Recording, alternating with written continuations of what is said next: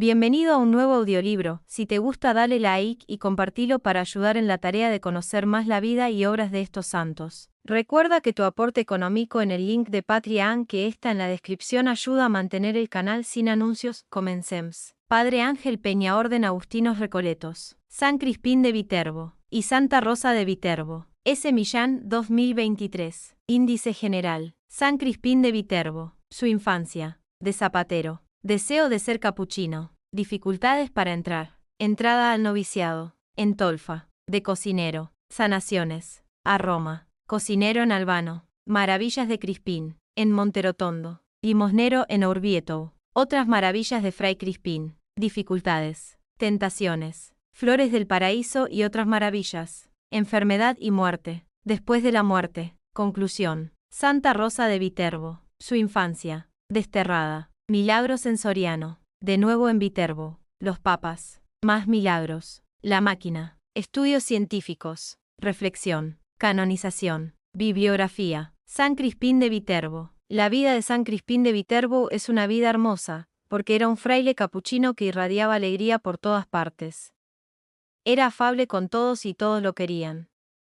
Cuando iba por las casas a pedir limosna para el sustento de los frailes de su convento, eran muy poquísimos los que le negaban ayuda. Él, por su parte, hacía milagros como si se tratara de algo normal.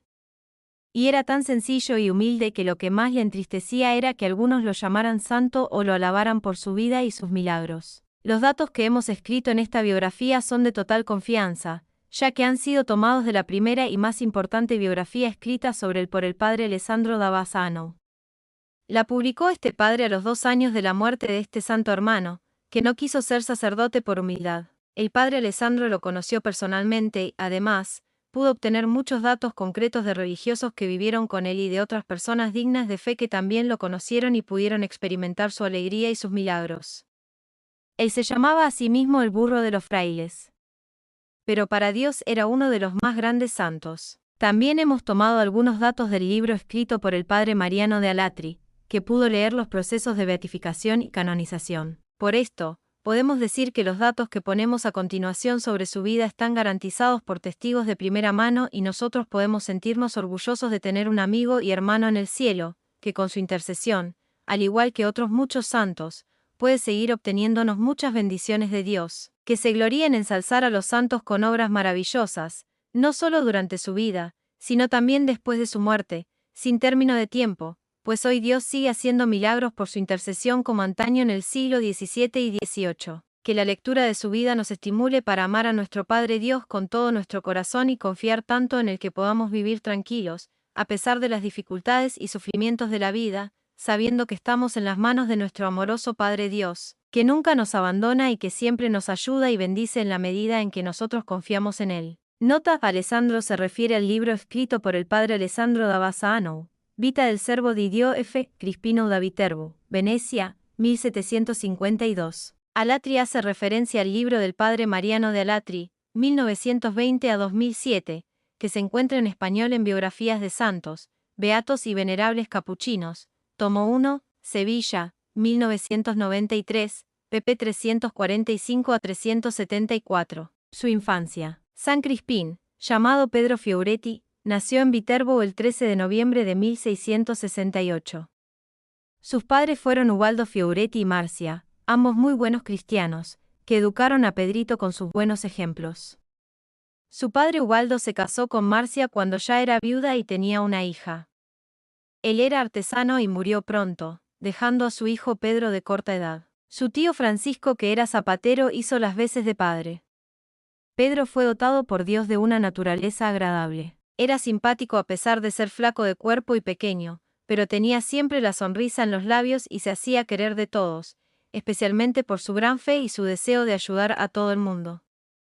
Su madre le enseñó a amar mucho a la Virgen María, que fue a lo largo de su vida la devoción que más sobresalió en él. Esto no quita que su amor a Jesús sacramentado fuera menos, sino mucho más que a María, pero en todas sus cosas estaba presente María y la saludaba en sus imágenes y rezaba constantemente el Ave María en su honor. Tenía 5 años cuando un día su madre lo llevó a la iglesia de la Virgen de la Encina, de Yacuarcha, poco distante de Viterbo, y allí, delante de la imagen de la Virgen, se lo ofreció a María.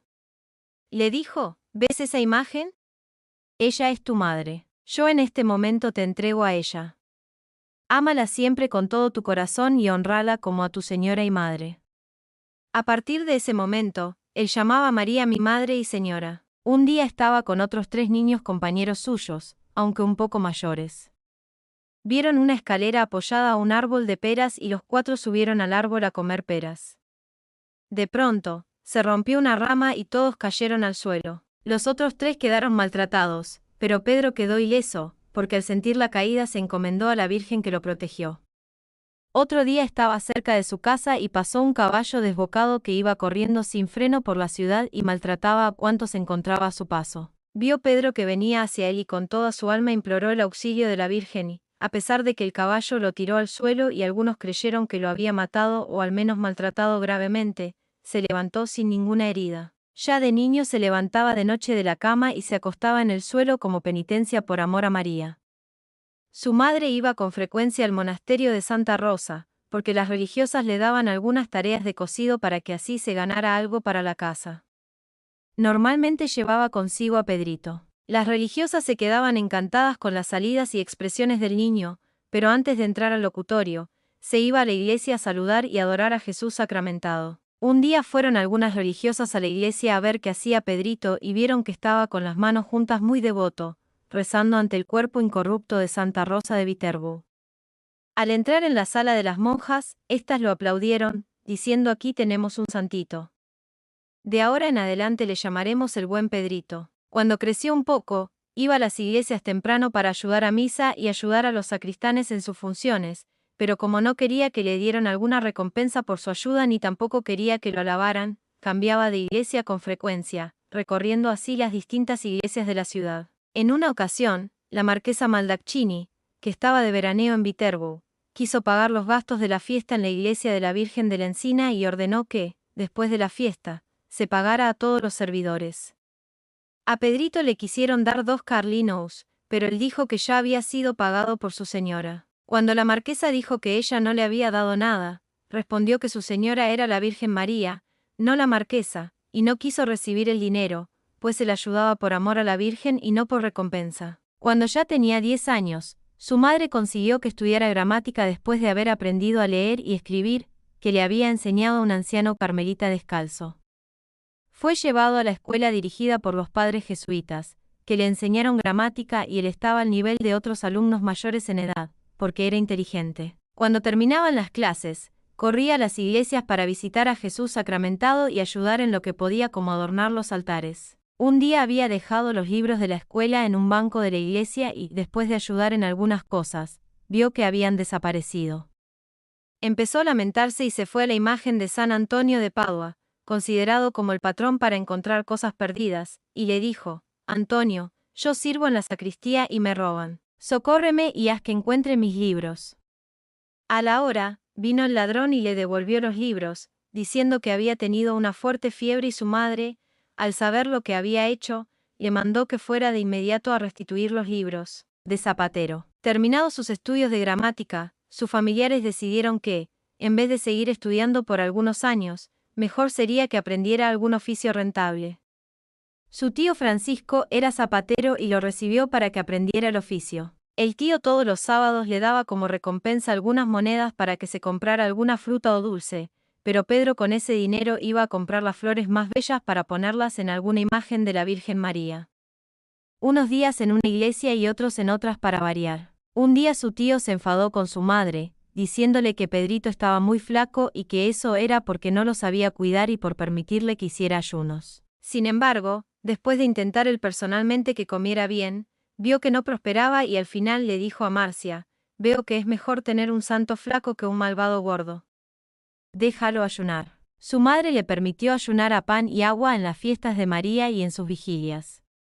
Él rezaba todos los días el rosario y el oficio de la Virgen, saludándola con amor en cada una de las imágenes que veía a su paso. María fue para él como el centro de su vida. Y ella lo llevaba a amar a Jesús Eucaristía. Deseo de ser capuchino. En una oportunidad, había mucha sequía en Viterbo. En las iglesias hicieron procesiones de penitencia para pedir la lluvia. En la iglesia de los capuchinos salieron también los novicios en la procesión y Pedrito al verlos le parecieron ángeles y sintió deseos de ser como ellos. Consiguió la regla de San Francisco y se la cosió a la ropa cerca del corazón y decía a sus amigos: yo espero pertenecer pronto a una sagrada milicia. Tengo en el pecho la cruz de la orden y siempre estará junto a mi corazón. Dentro de poco tiempo vosotros lo veréis. Cuando el provincial de los capuchinos visitó Viterbo, Pedro, antes de ir a hablarle de su deseo de ser capuchino, se lo pidió encarecidamente a la Virgen y después se confesó y comulgó. Después se presentó al provincial, quien ordenó que se le diese la carta de obediencia para el noviciado del convento viejo de Viterbo. Esa carta la presentó en su casa a sus padres y a sus amigos y decía muy alegre: adiós patria, adiós familiares, adiós amigos, adiós a todos. Yo soy hijo del seráfico padre San Francisco y me visto como los hermanos laicos capuchinos. Él estaba muy contento, a pesar de que muchos le aconsejaban entrar en una orden menos austera que los capuchinos. Dificultades para entrar. Su madre se opuso a que entrara de religioso, pues necesitaba su ayuda al quedar viuda y con una hija. Pedro tuvo que vencer la voluntad de su madre con muchas lágrimas e insistencia. Le decía: madre mía, ¿no recuerdas que me consagraste a la Virgen? A lo que la pobre madre al fin respondió: vete pues, a servir a tu señora madre. De hecho, su madre y hermanita no quedaron desamparados, porque las ayudó el tío Francisco y, estando ya Crispín en Orvieto de religioso, consiguió que algunas personas caritativas las acogiesen.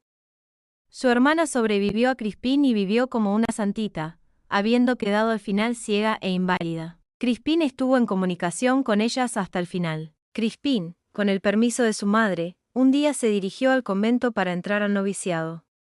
Al pasar por cierto lugar, le salió al encuentro un perrazo llamado Tronto, y a pesar de estar Pedro en medio de otros 4 compañeros y otros familiares, el perro se fue directamente a él.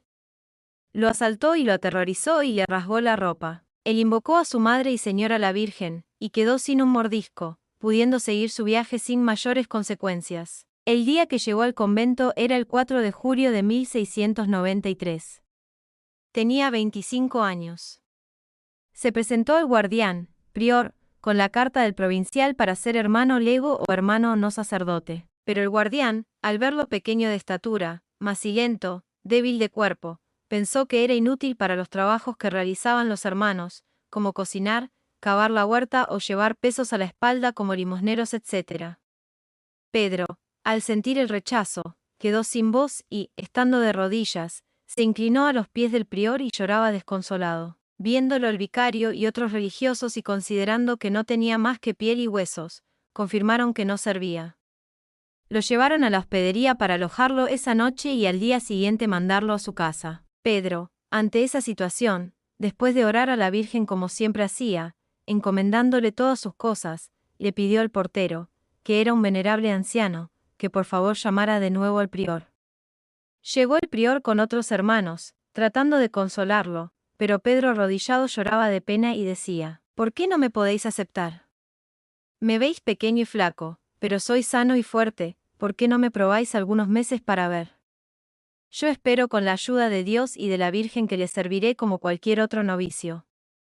Por fin el prior decidió escribir al provincial para ver qué hacía. El provincial respondió de inmediato que lo recibieran de novicio, porque a él pertenecía recibir o no a los jóvenes postulantes. Fue aceptado de novicio el 22 de julio de ese año 1693 y, según la costumbre, le cambiaron el nombre de Pedro por Crispín, porque San Crispín era el patrón de los zapateros, como él había sido.